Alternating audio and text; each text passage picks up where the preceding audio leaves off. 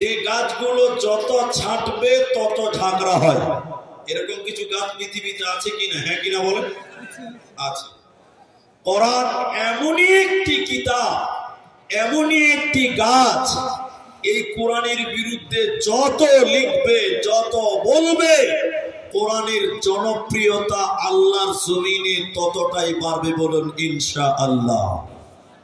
এর নাম কোরআন।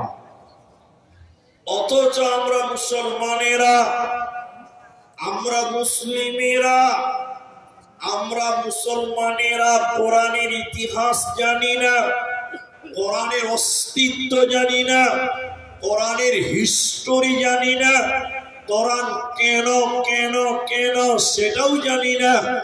অথচ আমরা মুসলিম হিসাবে, চাই নারী হও চাই পুরুষ হও, আমরা মুসলিম হিসাবে সর্বপ্রথম আমাদের কোরআন জানা দরকার। সবাই বলুন আছে না? মাশাআল্লাহ। অথচ আমরা কোরআনের কিচ্ছু জানি না অধিকাংশ। চলুন প্রথমে কোরআনের পরিচয় আমরা কোরআনের কাছ থেকে নিব।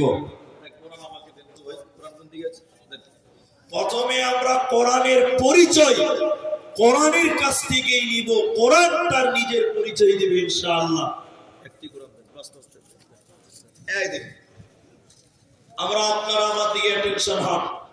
এই কোরআন আপনাকে পরিচয় দিবে, তার নিজের পরিচয়। আমি আপনাদেরকে বলি, দেখেন কোরআনকে প্রশ্ন করেন, কোরআন,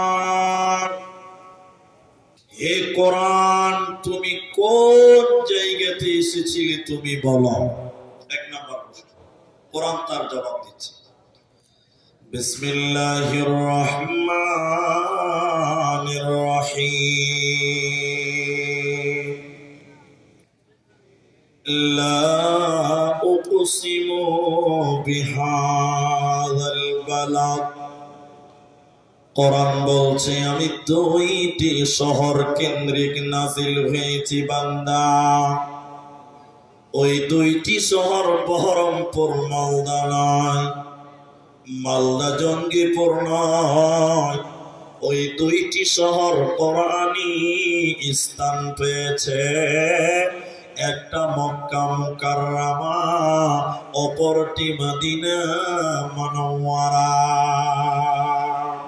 কোরআনে যত সূরা আছে কোনটা মক্কাতে কোনটা মদিনাতে আল্লাহ দিয়েছে। কোরআনকে জিজ্ঞাসা করবেন, দ্বিতীয় প্রশ্ন করেন কোরআন, হে কোরআন তুমি মক্কা